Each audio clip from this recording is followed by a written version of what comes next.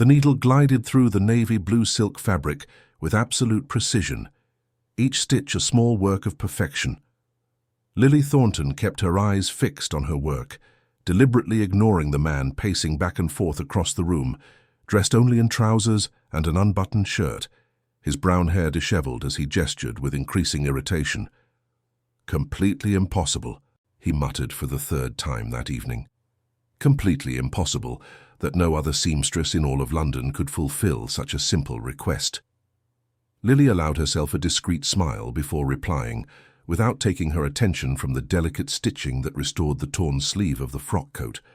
"Perhaps, sir, the problem isn't finding a seamstress, but rather finding one who would agree to work at this hour of the night on the eve of such an important ball."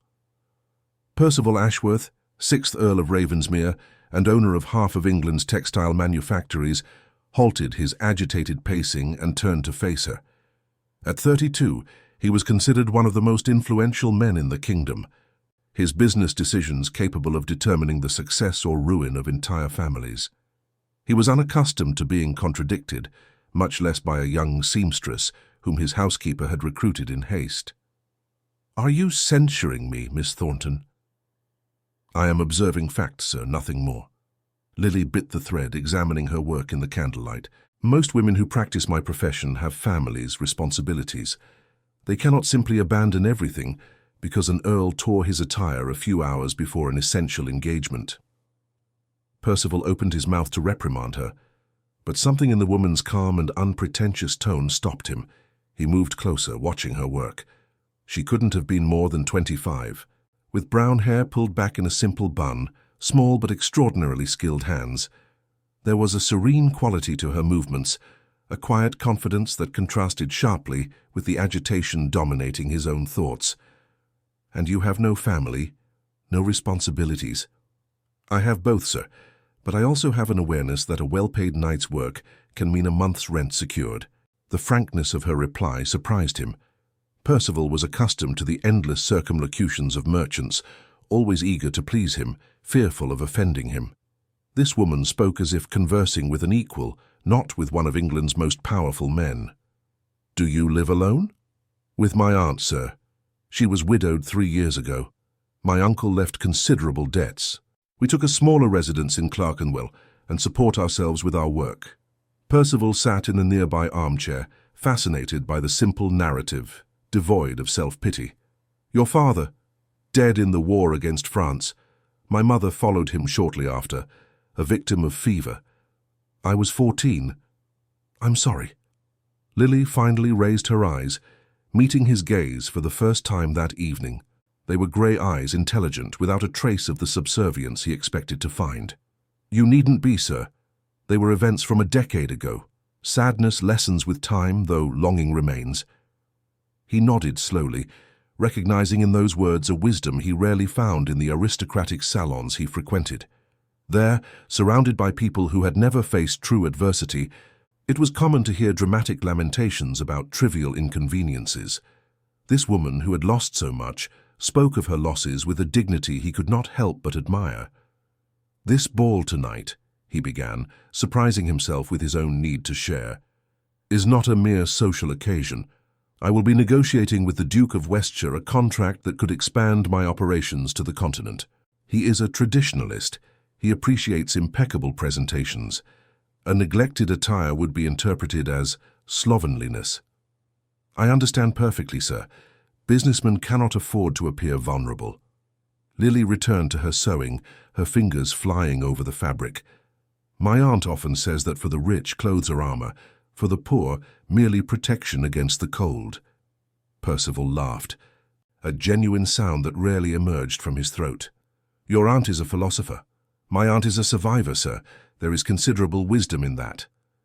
He watched her work in silence for a few minutes, admiring the meticulous precision of each movement. The room, which moments before had felt suffocating with his anxiety, now took on an almost meditative quality. The soft rustle of the needle through the fabric, the crackle of the candles, the seamstress's calm breathing, all conspired to soothe his agitated nerves. "Tell me about your work," he asked, again surprising himself with his own interest. "How did you learn to sew with such mastery?" Lily smiled, a small but genuine smile that subtly lit up her face. My mother was the Duchess of Somerset's dressmaker before she married. She taught me from childhood. She used to say that every woman should possess a trade, regardless of her social standing, that life's circumstances were unpredictable, and that skill in one's hands was a form of freedom. A wise woman, the wisest I have known. Lily paused, critically examining her work in the light. After her death, it was this trade that saved me. My aunt and I possessed no fortune, no connections, no protection, but I had these hands and the knowledge my mother had passed down to me. It was enough. Percival leaned forward, elbows resting on his knees. Do you not feel resentment for having been born into circumstances that demand such a constant struggle? The question seemed to genuinely intrigue her. Lily stopped sewing, considering carefully before replying. Resentment against whom, sir? Against God? Against the natural order of things? Against fate? She shook her head.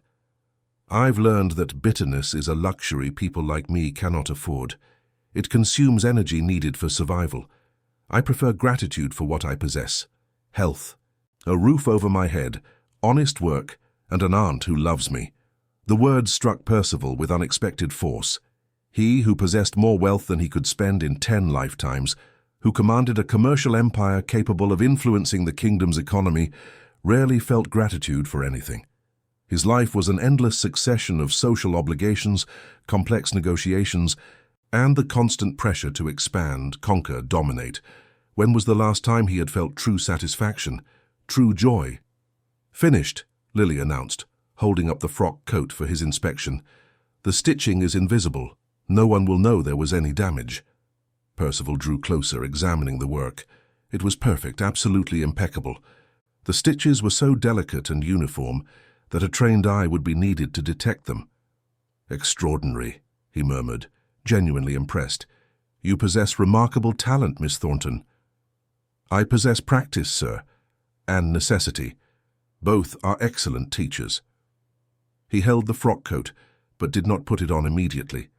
An absurd, completely impulsive idea began to form in his mind. It was madness. It went against all social conventions. It would cause a scandal. And precisely because of that, he felt irresistibly drawn to her. Miss Thornton, he began, his voice taking on a tone he didn't recognize, almost hesitant. May I ask you a completely improper question? Lily raised an eyebrow, curious. You may ask, sir. I reserve the right not to answer. Percival smiled. Courage and intelligence, what an intoxicating combination. Would you care to accompany me to the ball tonight? The silence that followed was absolute. Lily stared at him, as if he had suggested they fly to the moon. Sir, come with me, as my guest. The proposal hung in the air between them like something tangible, absurd, and tempting all at once. Lily remained motionless, her sewing box still in her hands, her grey eyes fixed on Percival's face as if trying to decipher whether this was a cruel joke or a test of character. Sir, she said at last, her voice carefully controlled, surely you jest. I have never been more serious in my life. Percival was surprised by the truth contained in those words. The idea, which had emerged as a momentary impulse, was rapidly solidifying into determination. I have spent this last hour conversing with you and discovered more substance, more genuine authenticity than I have found in years of frequenting aristocratic salons. Why would I not desire your company? Lily placed the sewing box on the table with deliberate slowness, as if needing that moment to organize her thoughts. When she spoke again, there was a mixture of exasperation and disbelief in her voice. Sir, with all due respect, you know perfectly well why. I am a seamstress, a working woman. I will appear at the ball as your guest, and it will cause a scandal of catastrophic proportions. It will ruin your reputation, harm your negotiations with the Duke, and turn my life into a hell. Every door that currently opens for my work will close permanently. Or, Percival countered, approaching her with the intensity he normally reserved for crucial negotiations. It will cause a delightful scandal that will make you the most talked-about person in London. My reputation is too solid to be shaken by a single evening. The Duke is too pragmatic to let considerable profits slip away over matters of social protocol, and I assure you that no door will close as long as I am present to keep them open." Lily turned, walking to the window that overlooked the moonlit gardens. Percival observed the rigidity of her shoulders, the visible tension in her posture. When she spoke again, her voice was softer, almost vulnerable. "Why? Why would you do this? You don't know me. We have only spent an hour together. There must be dozens, hundreds of suitable women who would be honored to accompany you." "Hundreds of suitable women," he agreed, "and all absolutely tedious. They converse about trivialities, laugh at jokes they don't understand, agree with every word I utter. They dress magnificently, behave impeccably, and are as empty as porcelain statues. You, Miss Thornton, disagreed with me, challenged me, made me think. When was the last time anyone managed that?" Lily remained silent, contemplating the gardens. Percival approached, maintaining a respectful distance but allowing his voice to reach that intimate space between them. "I understand your fears. They are legitimate and demonstrate precisely the kind of practical intelligence most people I know do not possess. But allow me to present another perspective. You mentioned that a well-paid night's work can mean a month's rent. What price would you place on connections that could transform your small dressmaking business into a lucrative operation?" She turned slowly, and he saw the evident conflict on her face. She was not foolish. She recognized the opportunity being offered, but neither was she cynical enough to ignore the risks. "Are you proposing a business arrangement then? Not a genuine invitation, but a transaction?" The question carried a thread of disappointment that Percival had not expected, and which struck him with surprising force. He took another step closer, aware that he was entering dangerous territory, both socially and emotionally. "I am proposing," he said carefully, "that we spend an evening together, as equals, enjoying each other's company. If that results in practical benefits for you, I consider it a welcome consequence, not the primary motivation. My primary motivation, Miss Thornton, is entirely selfish. I wish to spend more time in your presence." The blush that colored Lily's cheeks was subtle but unmistakable. She averted her gaze, and Percival realized he had touched something genuine, something beyond practical considerations and calculations of survival. "I don't possess a suitable gown," she murmured, and Percival knew he had won.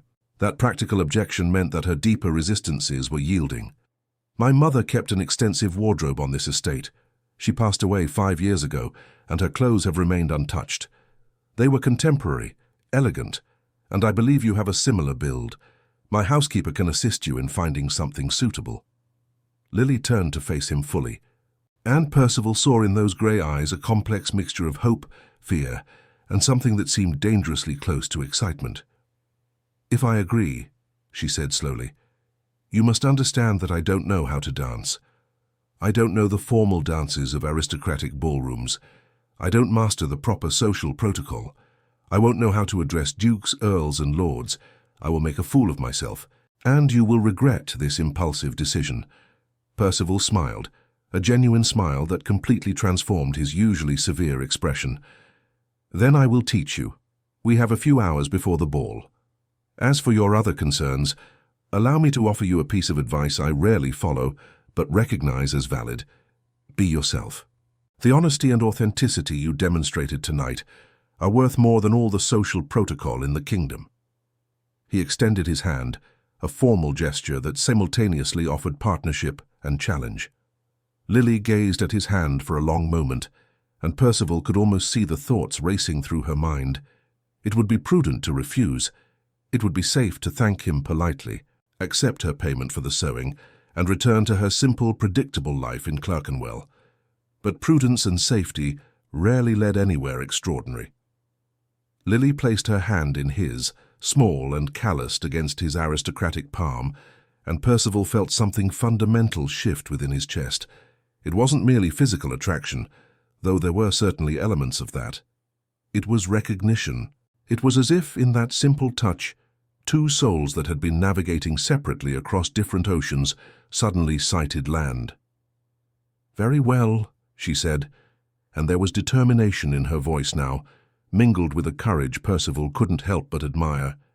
"I accept your invitation, sir, but only if you promise that when I make inevitable errors of etiquette, You will not allow me to be publicly humiliated. I promise more than that, he replied, gently squeezing her hand. I promise that I will remain by your side throughout the evening, that I will defend you against any criticism, and that I will ensure that every person in that ballroom understands you are there by my deliberate choice, not by accident or whim.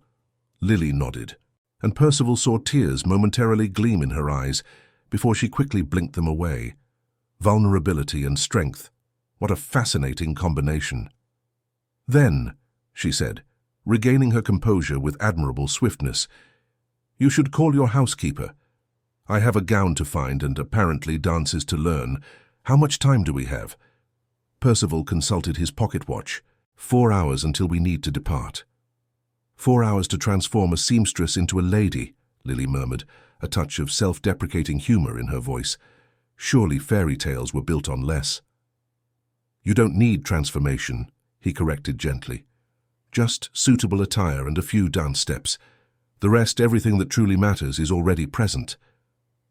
And in that moment, as he called for his housekeeper and began preparations for that extraordinary night, Percival Ashworth understood that he had made a decision that would irrevocably alter the course of his carefully controlled life. He did not yet know if it was wisdom or madness. He suspected it was both.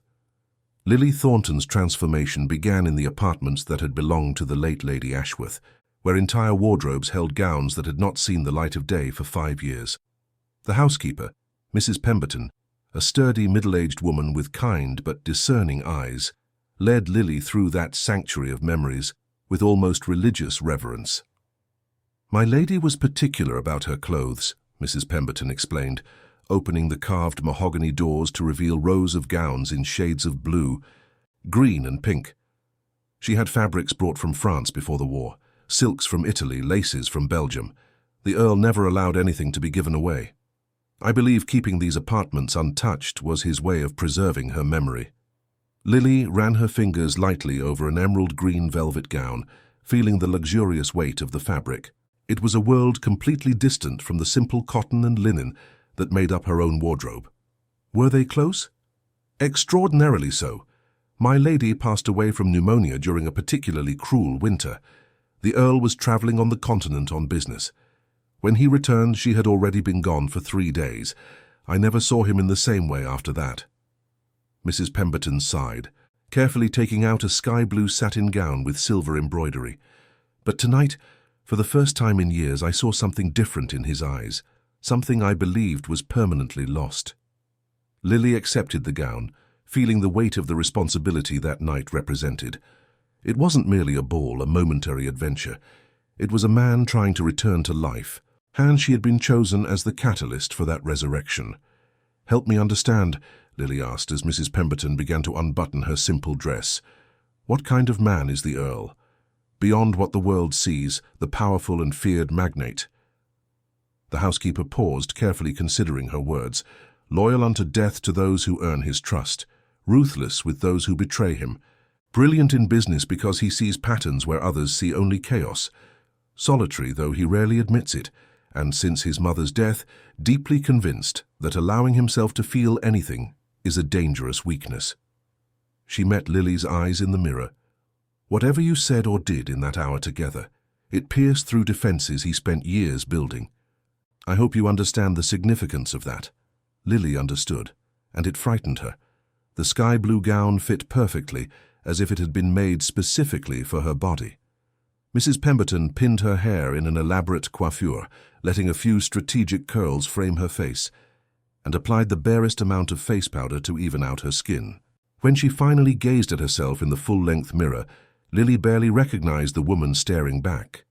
"You look stunning, dear," Mrs. Pemberton murmured, satisfied with her work. "Now come. The Earl is waiting in the library to teach you the basic steps." Percival broke off his reading when Lily entered the library, and the book he held slipped momentarily through his fingers. She hesitated on the threshold, suddenly conscious of a décolletage more revealing than anything she had worn before, of the way the satin hugged her curves, of the silver gleam of the embroidery catching the candlelight. "Miss Thornton," he said, his voice rougher than he intended, "you are absolutely magnificent." The blush that colored Lily's cheeks was genuine, devoid of the calculated affectation he frequently observed in women accustomed to receiving compliments. "The gown does most of the work, sir." "I vehemently disagree," Percival approached, offering his arm. "The gown is merely canvas. You are the work of art." He led her to the center of the library, where the furniture had been moved aside to create a suitable space. A quartet of servants waited in the corner, instruments in hand, ready to provide musical accompaniment. "The contradance is relatively simple," Percival explained, positioning himself before her. "Repetitive patterns, synchronized movements. But the waltz—" He paused, and something shifted in his expression. "The waltz requires proximity, trust. A gentleman and a lady moving as a single entity." Lily swallowed hard as he placed one hand on her waist, the other enclosing her fingers. "What if I step on your feet? Then you will step on my feet.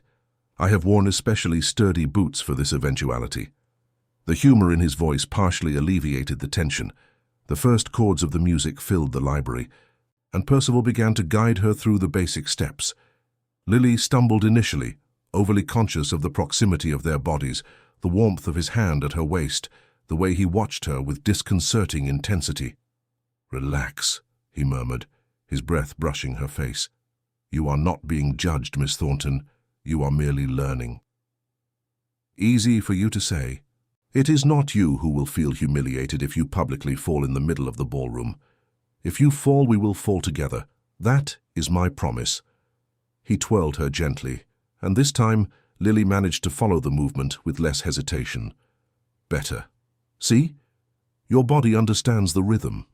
You merely need to allow your mind to stop interfering." They practiced for nearly an hour, their movements gradually becoming more fluid, more natural. Lily discovered there was a mathematics to dance, predictable patterns that her mind, accustomed to sewing, could decipher and anticipate. And there was something profoundly intimate in allowing herself to be guided, in trusting that Percival would not let her fall or stumble. "May I ask you a personal question, sir?" she asked during a pause while the musicians rested. "After I've asked you dozens tonight, it would be unfair to refuse. Why have you never married again? A man in your position, there would certainly be suitable candidates." Percival's expression closed off momentarily, but then he sighed as if recognizing that the honesty he demanded of her deserved reciprocity. "Because marriage, in my world, rarely has anything to do with genuine compatibility or affection. It is strategy, family alliances, consolidation of fortunes, considerations of lineage and political influence. My first marriage was precisely that. Lady Catherine was impeccable in every aspect that society deems important, beautiful, well-bred, from an irreproachable family, and completely miserable as my wife." Lily remained silent, allowing him to continue at his own pace. "She married me because her father demanded it. I married her because it was expected. We spent 3 years in polished, utterly empty cordiality. When she passed away, I felt genuine sadness, but not for the loss of the woman I loved, for the loss of possibilities, of what we could have been if we had dared to be honest with each other." He met Lily's eyes. "I swore I would not repeat that mistake, that if I ever married again, it would be because I found someone with whom I could be genuinely myself." "And have you?" The question hung between them, laden with meanings neither was fully prepared to confront. Percival did not reply verbally, but the way he held her hand a moment longer than necessary, the intensity in his gaze communicated volumes. The bells of the nearby church announced that less than an hour remained until their departure. Mrs. Pemberton appeared at the library door with appropriate shawls and gloves, and the reality of what they were about to do finally crystallized completely. "There is still time to reconsider," Percival said softly, as Lily donned the white silk gloves. "No one would blame you for recognizing the imprudence of this decision." Lily turned to face him, and there was determination in her grey eyes now, mingled with something that seemed dangerously close to excitement. "I have spent my entire life being prudent, sir, being careful, responsible, thinking of the consequences of every decision. And that brought me security, yes, but also a narrow and predictable existence. Perhaps it is time to experience imprudence, just for one night. Percival smiled, that transformative smile that made years seem to melt from his face. Then let us cause the most delightful scandal London has witnessed in decades. The carriage awaited in the front drive, black and gleaming under the torchlight, the Ashworth crest etched in gold on its doors. An impeccably liveried coachman held the door open as Percival helped Lily ascend, his hands firm at her waist. As the carriage began to move through London's lamplit streets, Lily gazed at the city she knew so intimately from an entirely new perspective. She had always walked these streets, or occasionally ridden in crowded public conveyances. She had never experienced this kind of silent luxury, the velvet-lined interior, the gentle sway of quality springs absorbing the road's irregularities. "Nervous?" Percival asked, observing her from the opposite seat. "Terrified," she admitted, "and strangely exultant. Is it possible to feel both simultaneously? Not merely possible, but appropriate." He leaned forward, his expression growing serious. "A final instruction before we arrive. Ignore the stares, the whispers, the scandalized expressions. Focus on me. I will remain by your side all evening. And if anyone dares to address you disrespectfully, they will discover precisely why I am known as the most feared man in London's commercial circles." The protective fierceness in his voice made something strange happen in Lily's chest. No one, save her aunt, had ever offered to defend her with such absolute conviction. The lights of the Duke of Westshire's mansion began to appear in the distance, hundreds of candles illuminating magnificent windows, dozens of carriages unloading elegantly dressed occupants. Music could already be heard, floating through the spring night. The carriage stopped. The coachman opened the door, and Lily Thornton, seamstress of Clerkenwell, placed her gloved hand in Percival Ashworth's 6th Earl of Ravensmere, and prepared to step into a world that had never been intended for people like her. The marble staircase of the Duke of Westshire's mansion seemed endless, each step a challenge to Lily's wavering courage. By her side, Percival maintained an impeccable posture, his arm offered as an anchor, as they ascended towards the magnificent doors where a butler in golden livery awaited to announce the guests. The murmur of conversations and laughter filtered through the open doors, mingled with the music of a full orchestra. Lily could feel the weight of glances from other guests ascending behind them. The palpable curiosity about who the unknown woman beside the feared Earl of Ravensmere could be. "Breathe," Percival murmured, briefly covering her gloved hand with his own. "You belong here as much as any of them." Lily seriously doubted that assertion, but there was no time to argue. The butler bowed slightly, his expression impeccably neutral as Percival spoke their names.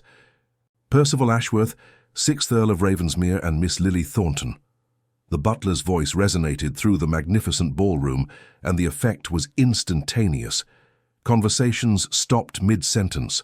Fans froze in mid-air. Hundreds of eyes turned simultaneously towards the entrance. The ballroom was a spectacle of opulence that defied description. Crystal chandeliers hung from the ceiling, painted with mythological scenes, each holding hundreds of candles whose light reflected infinitely in the mirrors lining the walls. The polished marble floor reflected the colorful gowns of the ladies like a tranquil lake, and floral arrangements the size of small trees perfumed the air with jasmine and roses. But Lily barely registered the magnificence around her. She was overly conscious of the stares, some merely curious, others openly scandalized. She saw lips moving in urgent whispers, fans raised to conceal murmured conversations, eyebrows arched in aristocratic disapproval. "Ignore them," Percival said in a low voice, guiding her through the crowd with absolute confidence. "They are like dogs that bark loudest when they detect insecurity. Show confidence and they will silence." Easy for him to say. Percival had been born into this world, had been trained from the cradle to navigate these treacherous waters.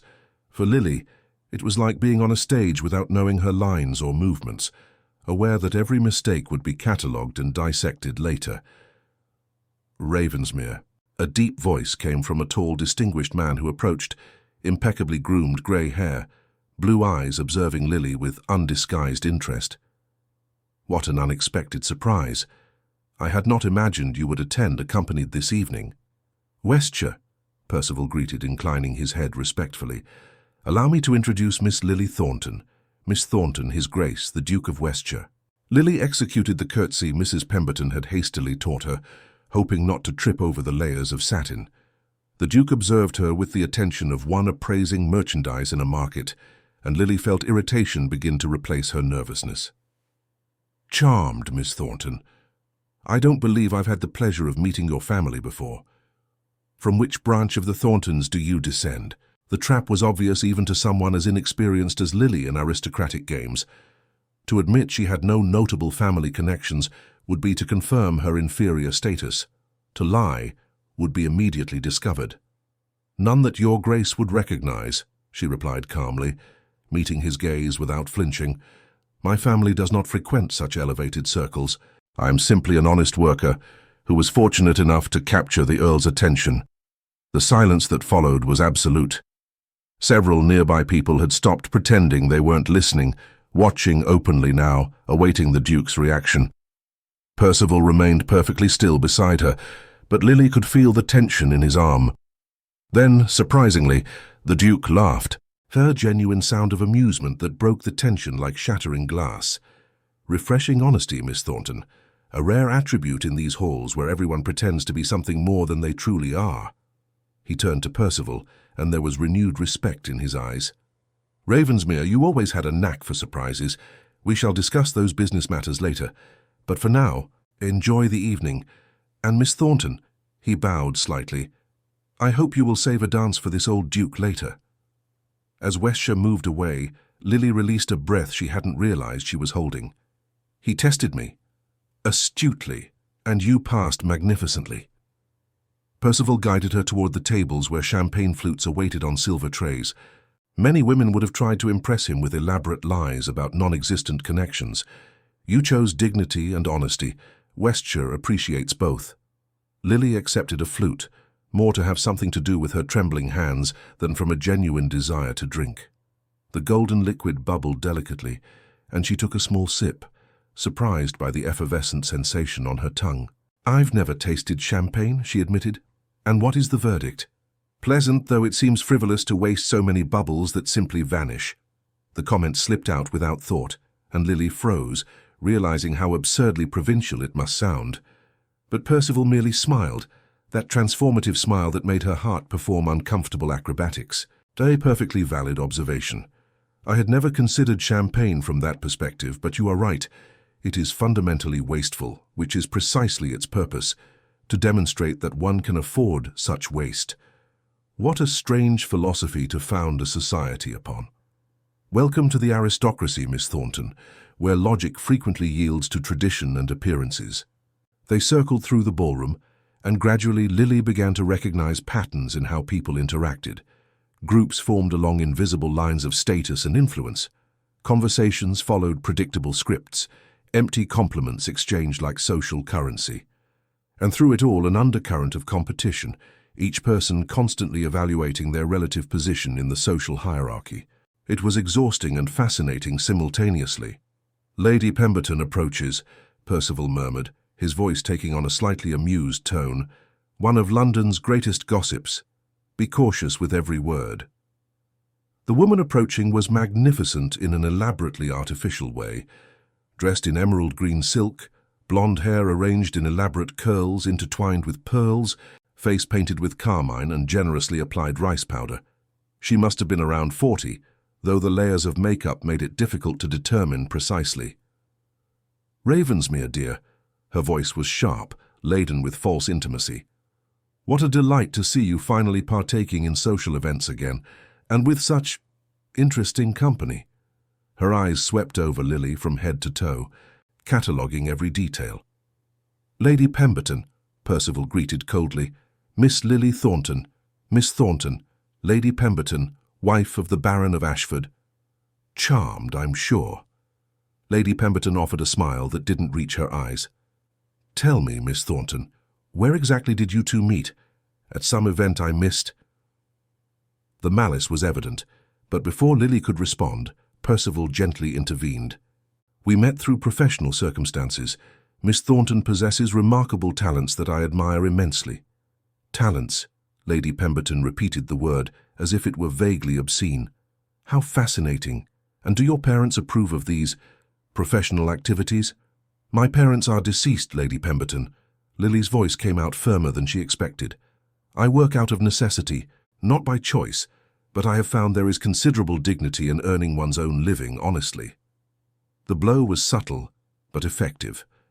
Lady Pemberton, who had never worked a day in her life, who depended entirely on her husband's fortune, paled slightly beneath her makeup. Well, it is certainly a unique perspective. She snapped open her fan abruptly, a gesture of discomfort disguised as a need for fresh air. Ravensmere, I must greet the Duchess, Miss Thornton. The curtsy she offered was minimally respectful, bordering on insult. As Lady Pemberton walked away, Lily felt something dangerously close to triumph. She had faced one of London's most feared social figures and survived. Magnificent, Percival murmured, and there was genuine pride in his voice. Lady Pemberton will spend the next week trying to discover everything about you, and when she fails to find suitable scandals, she will invent some. Should I be terrified by that prospect? Absolutely, but you should also be pleased to have become interesting enough to merit such attentions. He placed his empty flute on a passing tray. The orchestra is beginning a waltz. Would you honor me with this dance?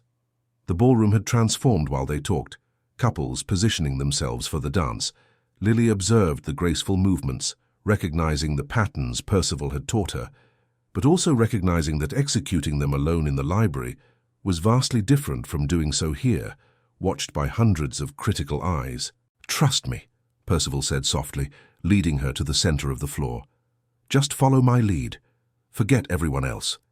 He positioned her in his arms, his hand at her waist, firm and reassuring. The first chords of the waltz began, and then they were moving, gliding across the floor in harmony with dozens of other couples. Lily stumbled once, but Percival compensated smoothly, making the error almost imperceptible. Gradually, she began to relax, allowing her body to remember the practiced patterns, trusting him to guide her safely. And then something extraordinary happened. The ballroom, the people, the critical gazes, everything began to dissolve at the periphery of her consciousness. There was only the music, the movement, and Percival. His eyes fixed on hers with an intensity that made her heart quicken. See, he murmured, twirling her through an elaborate turn. It's like sewing. Patterns, rhythm, trust in your own abilities. Lily laughed, the sound surprising her with its spontaneity. I never imagined dancing could be compared to sewing. Everything can be compared to anything if we seek connections deeply enough. His voice softened, becoming more intimate. You are extraordinary, Miss Thornton.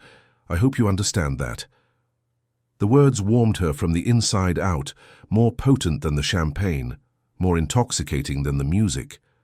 Lily found herself lost in those brown eyes, aware that something fundamental was changing between them, something that transcended the impulsiveness of this extraordinary night.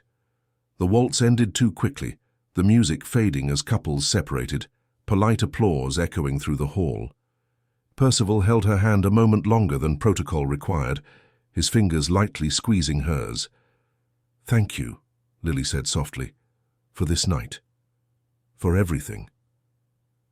The night has only just begun, he replied, and there was a promise in his voice that made exciting possibilities dance through Lily's imagination. They did not know that, in the shadows near the marble columns, eyes watched with an interest that went far beyond social curiosity, eyes that recognized opportunity when they saw it, and which were already beginning to weave plans that would irrevocably alter the course of this fairy tale story, just beginning.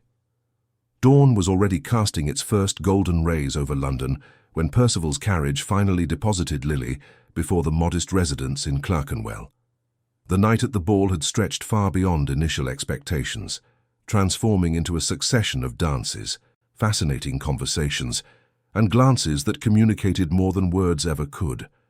Percival descended from the carriage, insisting on escorting her to the door, despite Lily's protests about the impropriety of an earl being seen in that neighborhood at such hours.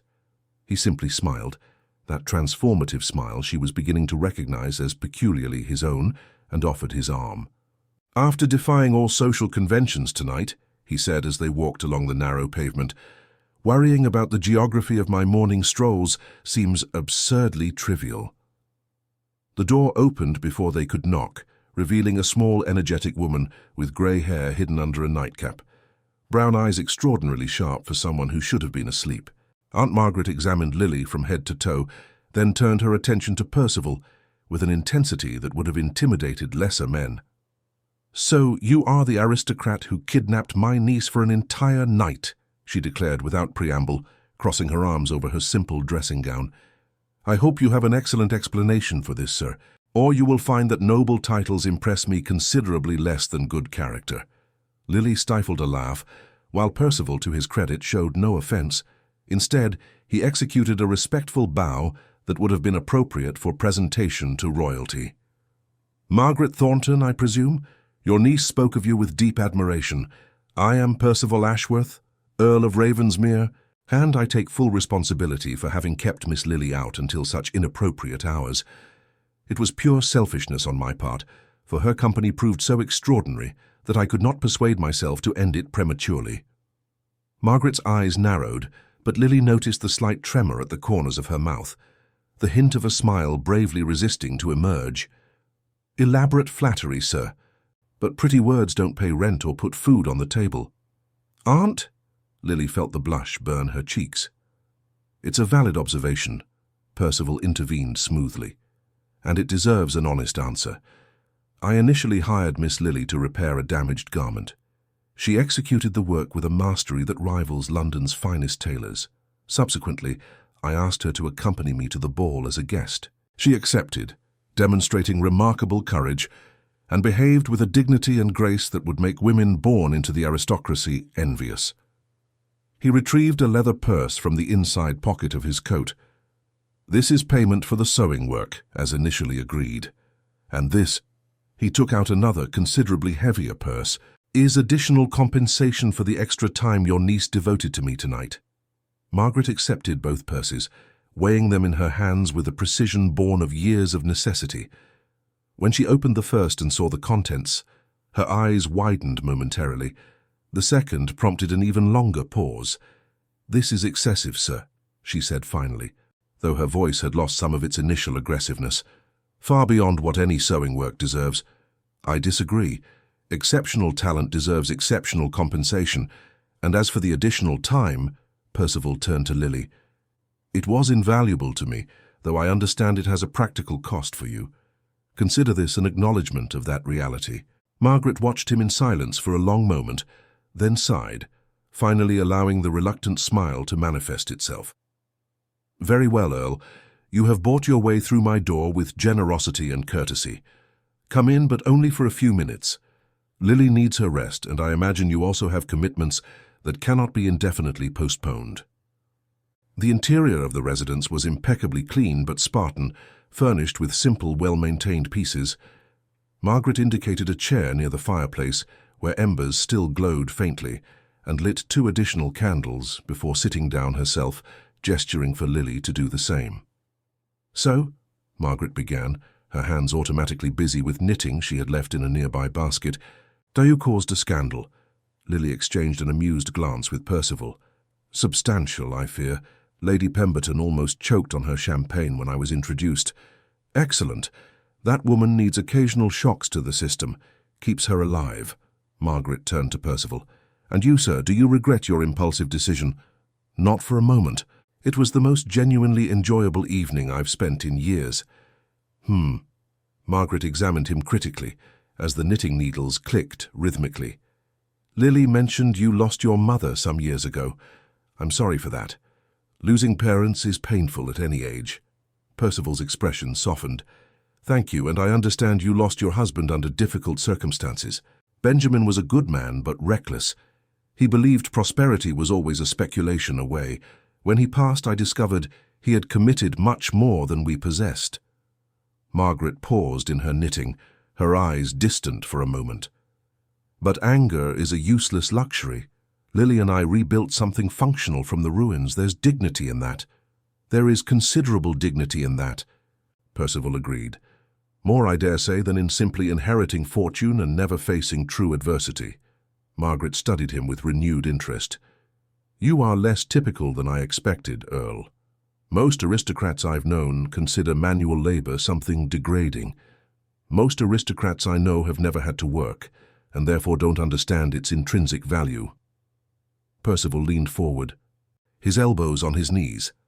I built my commercial empire not simply by managing investments, but by deeply understanding every aspect of operations. I visited manufactories, spoke with workers, learned processes. There is considerable wisdom in honest work that many in my social circle foolishly disdain.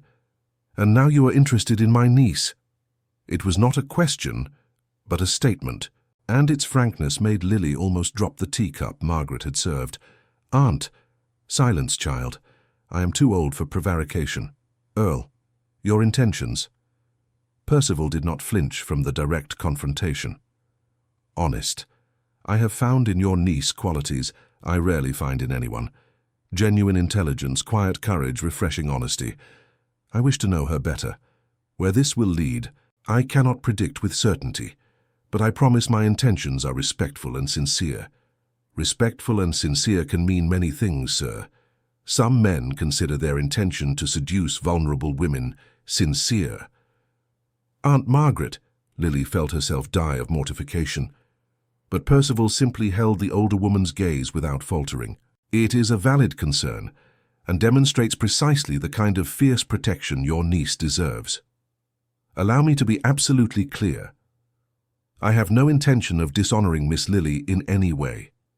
If our growing friendship eventually suggests a shared future, I will address the matter appropriately with complete respect for conventions and, more importantly, for her wishes.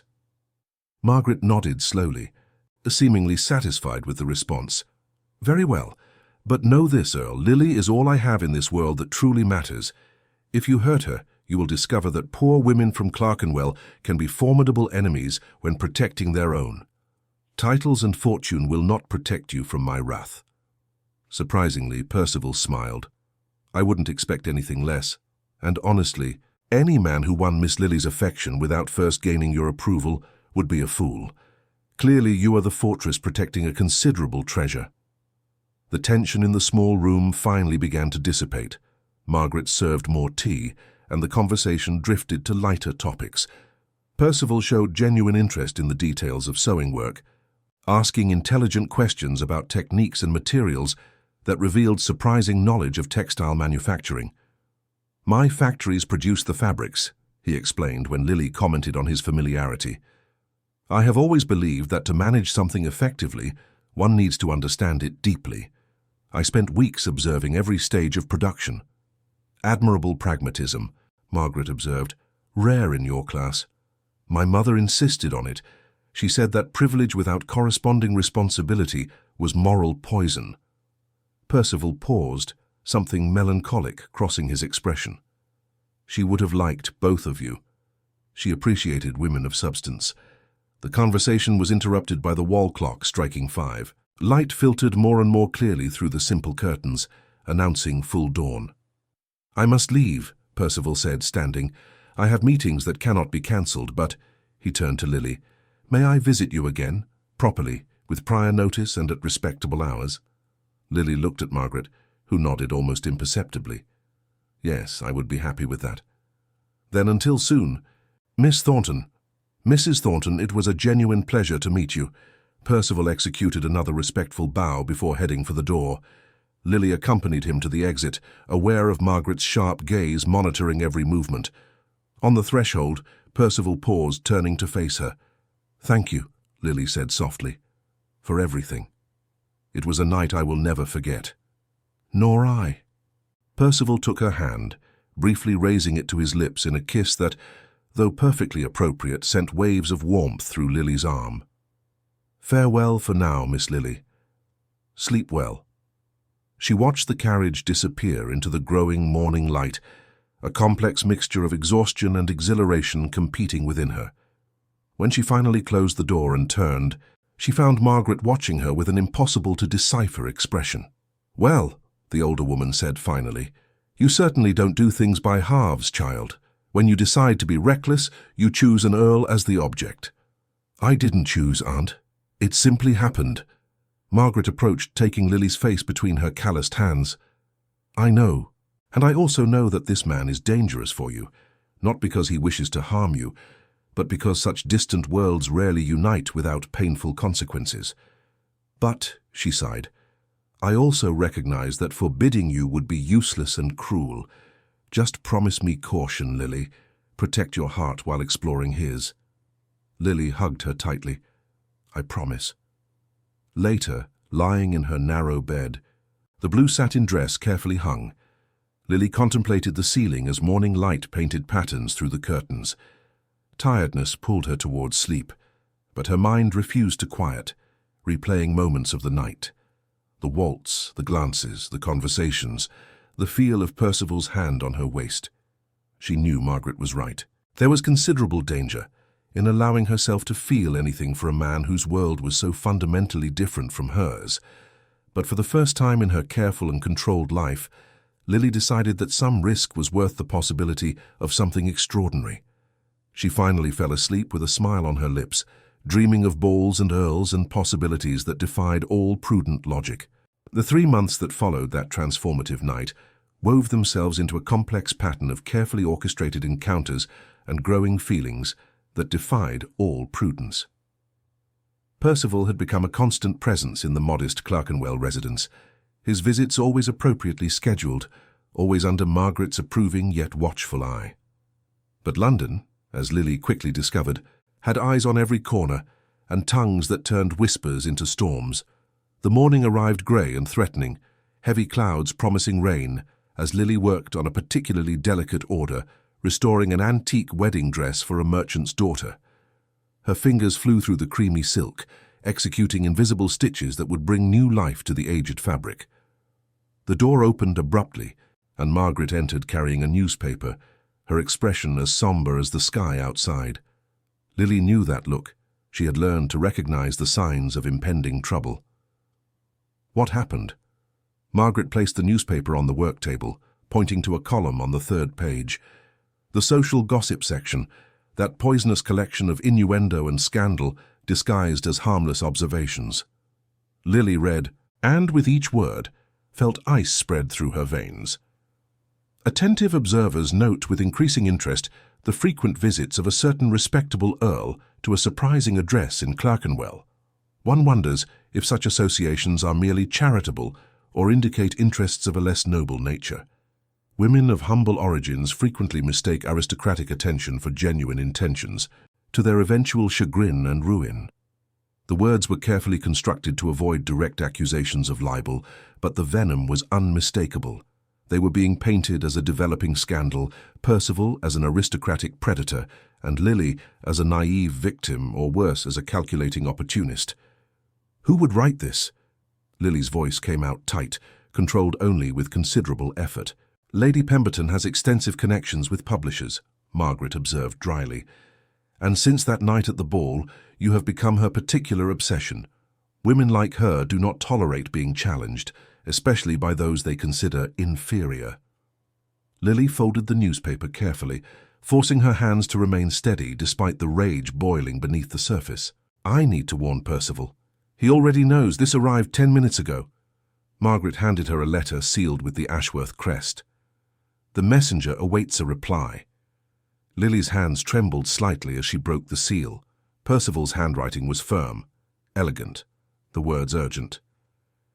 Miss Lily, you have surely seen this morning's odious publication. Grant it no more importance than it deserves, which is none, but we need to discuss an appropriate strategy to mitigate potential damage to your reputation. May I visit you this afternoon? Circumstances demand conversations that cannot be adequately conducted through correspondence. With respect and affection, P. Lily wrote a brief reply confirming the visit, handed it to the waiting messenger, and tried to return to work. But concentration proved impossible. The stitches that normally flowed with automatic precision now required conscious effort, and after ruining a delicate seam for the 3rd time, she gave up, setting the dress aside. Aunt, she said slowly, this will ruin my business, won't it? Respectable women won't trust their orders to someone associated with scandal. Margaret sat down heavily. suddenly looking all her 63 years. Possibly. People are quick to judge and slow to forgive, especially when judgment offers an opportunity for easy moral superiority. Then what should I do? Break off relations with Percival? Pretend the last few months meant nothing? Is that what you wish? Lily turned, contemplating the window overlooking the narrow street where children played despite the threat of rain. No. But I also don't wish to destroy everything we've built because I was foolish enough to believe that such separate worlds could coexist. The heart rarely consults the head before making decisions, Margaret observed gently. And sometimes, child, courage means choosing what you desire, even when the world conspires against it. Percival arrived punctually at 3 o'clock, his carriage drawing curious glances from neighbours who would now, no doubt, avidly consume any additional gossip. He entered with a sombre expression, dispensing with usual formalities while Margaret discreetly withdrew to offer privacy, though remaining strategically close.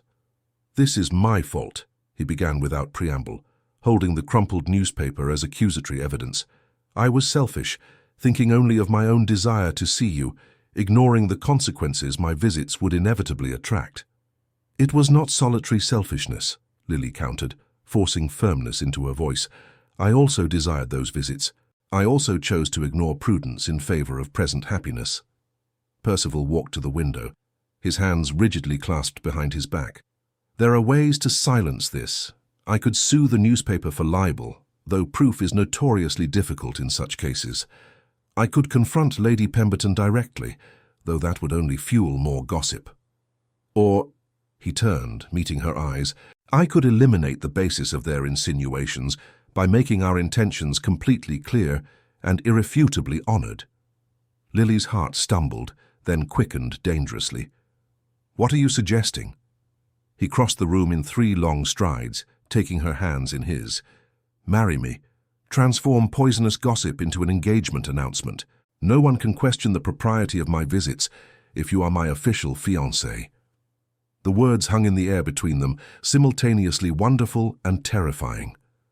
Lily felt tears sting her eyes, emotion constricting her throat so that words required effort to emerge. "Percival, you cannot propose marriage simply to silence gossip. That would be disastrous for both of us." "I am not proposing to silence gossip," he said fiercely, his hands tightening on hers. "I am proposing because in the last 3 months you have become the most essential part of my life, because I wake up thinking of seeing you and fall asleep recalling conversations, because for the first time since I lost my mother, I feel genuinely alive." The gossip simply precipitated what I had already been considering for weeks. "Your social circle will never accept me," Lily said, forcing herself to confront practical realities, even as her heart begged to simply accept. "I will always be the seamstress who won an earl. Your businesses will suffer, your social alliances will fragment, and eventually you will blame me for everything you lost." Percival released one of her hands to touch her face gently, his thumb tracing the line of her jaw. "My social circle is filled with hypocrites who value appearances above substance. If their acceptance requires abandoning the only woman who makes me feel complete, then the price is absurdly high.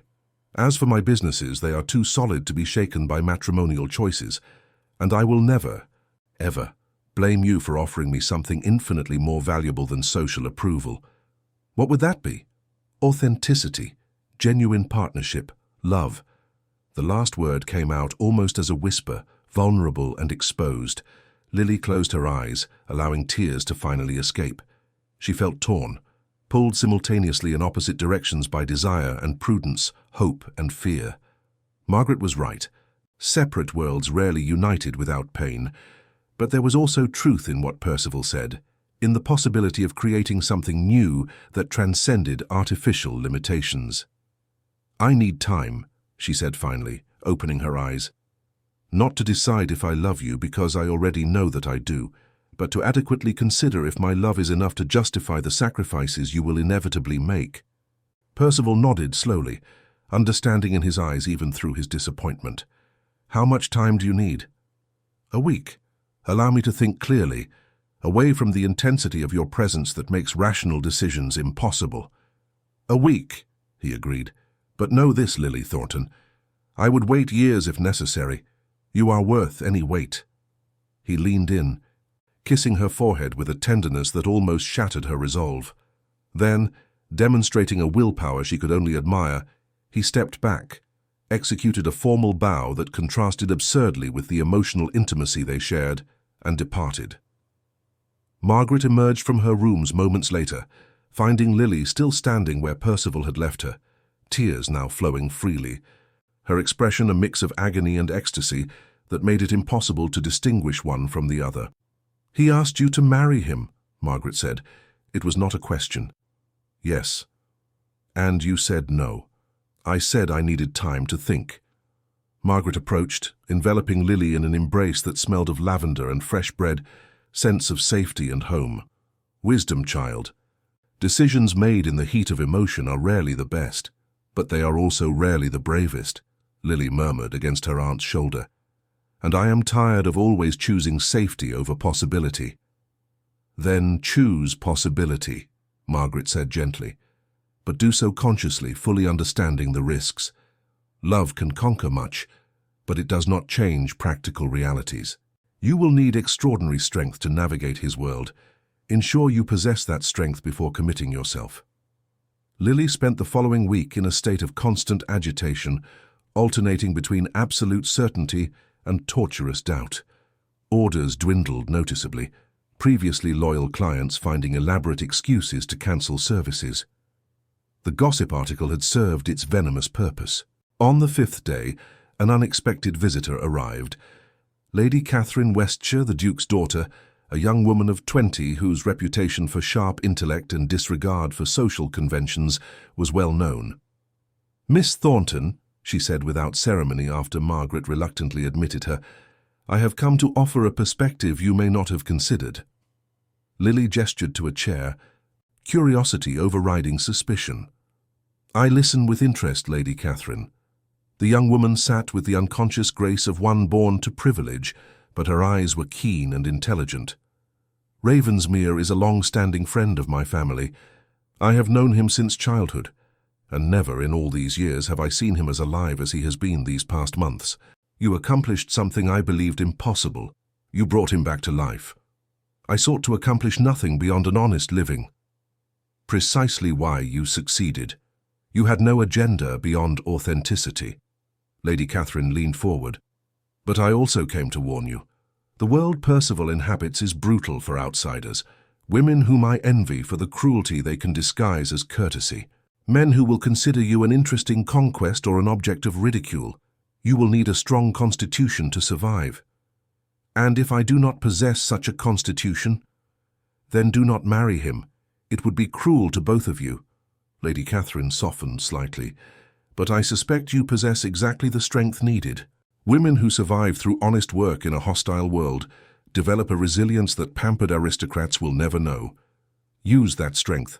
Do not try to become one of them. Remain exactly who you are, and force them to adjust to you." After Lady Catherine departed, Lily contemplated her words for hours, and slowly certainty began to solidify. There were considerable risks, possibilities of pain and rejection, but there was also genuine love, true partnership, and a chance to create something extraordinary. On the morning of the 7th day, Lily wrote a brief letter, sealed it carefully, and sent it with a messenger to Percival's residence. "Yes, my answer is yes, with all my heart and despite all uncertainties. Yes." The answer reached Percival as he reviewed contracts in his library, the late morning transforming the room into a sanctuary of golden light. His hand trembled imperceptibly as he recognized the delicate handwriting on the envelope, and for a prolonged moment he simply held the letter, aware that its contents would irrevocably alter the course of his life. When he finally read that single word, yes, he felt something fundamental shift in his chest, as if disconnected pieces had suddenly found their proper places. It was not merely relief or satisfaction, it was completeness, the recognition that he had found something he hadn't even known he was searching for until that night, months ago, when a seamstress entered his room and, without realizing it, began to dismantle all the defenses he had so carefully constructed. The carriage was ordered within minutes, Percival ignoring his secretary's protests about scheduled meetings and business obligations. Nothing mattered except reaching Lily, transforming that written yes into spoken promises, beginning to build the future that suddenly seemed not only possible, but inevitable. Margaret opened the door before he could knock, her sharp eyes immediately recognizing the purpose in his expression. "She's in the back gardens," she said without preamble, stepping aside to allow him entry. "And Lord Count, be worthy of her, or you will answer to me personally." Percival nodded solemnly, recognizing that the warning carried the weight of deep love and fierce protection. "I shall spend my life trying to be worthy, Mrs. Thornton, though I suspect it is a goal impossible to fully achieve." He found Lily exactly where Margaret had indicated, seated on a simple bench beneath a late-blooming apple tree, white petals occasionally detaching to land in her brown hair. She held her sewing work, but her hands remained still, her gaze distant, lost in thoughts Percival could not decipher. "Lily!" She turned at the sound of his voice, and the smile that lit her face was so radiant that Percival felt physically struck by its beauty. She rose gracefully, her sewing work forgotten on the bench, and walked towards him with steps that managed to be both hesitant and determined. "You came quickly," she observed, a touch of humor in her voice. "I would have run the entire distance if necessary." Percival took her hands, marveling once again at how perfectly those small, calloused hands fit in his. "Are you sure? Absolutely sure? Because once we announce this publicly, there will be no turning back." "I am sure," Lily replied firmly. "I spent 7 days cataloguing every reason why this is imprudent, every obstacle we will face, every sacrifice it will demand. And in the end, all those practical considerations became irrelevant before one simple truth. I love you, and I would rather face difficulties by your side than safety without you." Percival pulled her into his arms, aware that they were in the garden where any curious neighbor might observe, and not caring in the slightest. She embraced him back, her face pressed against his chest, and for a long moment they remained thus, two separate worlds finding impossible harmony. "My mother left a ring," Percival murmured against her hair, the scent of lavender mingling with apple blossoms. "Emeralds surrounded by diamonds. She specified in her will that it should go to the woman I chose for genuine love, not for convenience. She knew, I believe, that my first marriage had been precisely that empty convenience." Lily pulled back slightly, raising her face to meet his eyes. "Would she have approved of your choice?" "She would have adored you. My mother believed that character transcended social class, that kindness and intelligence were the true aristocracies. You would have confirmed every conviction she held against the opposition of her social circle. Then I will honor her memory by being worthy of that approval." Lily paused, biting her lower lip in a gesture Percival had come to recognize as an indicator of concern. "When will we announce it? And how?" Percival considered carefully. The temptation was to proclaim their engagement immediately, to force acceptance through the authority of his position, but he recognized that such an approach would place Lily in an even more vulnerable position, transforming her into a conquered trophy instead of a chosen partner. "There's a charity ball 2 weeks from now," he said slowly, a plan forming as he spoke. "Organized by the Duchess of Somerset in aid of London's orphanages. Attendance is mandatory for anyone wishing to maintain social influence. We will announce it there publicly, with witnesses who cannot be ignored." "Another ball," Lily smiled, memories of that first night evident in her eyes. "Where it all began." "Where it all began," Percival agreed, "and where our shared life will be made official. But this time, you will not be alone facing critical gazes. I will organize support, ensure that influential people understand that to insult you is to insult me directly."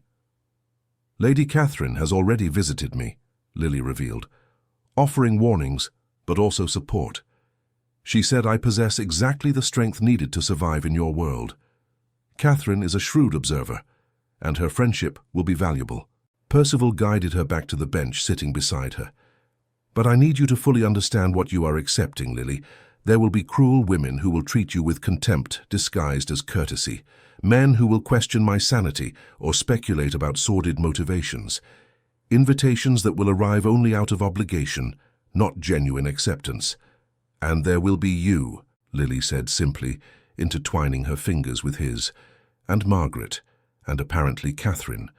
And gradually we will build something new, a circle based on substance instead of superficiality. It will not be easy, but valuable things rarely are. The quiet wisdom of those words confirmed everything Percival believed about her. Lily was not naive about the challenges, but neither was she defeated by them. There was considerable courage in that realistic acceptance. "There are practical matters we need to discuss," he said, aware that romance eventually needed to yield to pragmatism. "After the wedding, you will leave this residence. I have prepared the west wing of the main estate specifically for your use. Margaret is welcome to live with us, if she wishes, or I can provide a separate, comfortable property for her." "Margaret will never accept charity," Lily observed. "Then it won't be charity. It will be family caring for family. And frankly, after the past few weeks, I consider her a formidable ally, whom I wish to keep close." Percival paused. "Your sewing work does not need to cease if it brings you satisfaction, but I would like you to consider expanding it. Perhaps establishing your own atelier, employing other women in circumstances similar to your former ones, transforming your individual talent into an enterprise that benefits many." Lily's eyes widened. "That would be extraordinary, but costly. I possess more than sufficient resources. And investing in something that matters to you is an excellent use of them," he smiled. "Furthermore, it is pragmatically sensible. Women with skills and economic independence become less vulnerable to exploitation. Expanding these opportunities benefits society as a whole." "You truly believe that, don't you? That social change is possible through individual actions?" "I believe that change begins with individuals willing to challenge conventions. Our marriage will challenge assumptions about class and merit. Your atelier will challenge assumptions about female capabilities. Each small challenge contributes to larger transformations." Lily leaned in, resting her head on his shoulder, and Percival enveloped her with his arm, marveling at how natural it felt. As if they had been designed for exactly this fit. "I am afraid," she admitted softly, "but I am also exultant. It's a strange combination." "It's a perfectly human combination." Percival kissed the top of her head. "And we will face both the fear and the exultation together. That is the meaning of partnership." Margaret appeared eventually, carrying a tray with tea and biscuits, her expression mixing cautious approval with persistent concern. She sat with them, serving tea with an efficiency born of decades of practice, and studied Percival with disconcerting intensity. "So you will really do this," she said at last. "Marry my niece, despite all social opposition." "Because of her, not despite anything," Percival corrected. "Lily is the easiest choice I have ever made, though the consequences may be complex." Margaret nodded slowly. "Very well. Then hear this, Lord Count.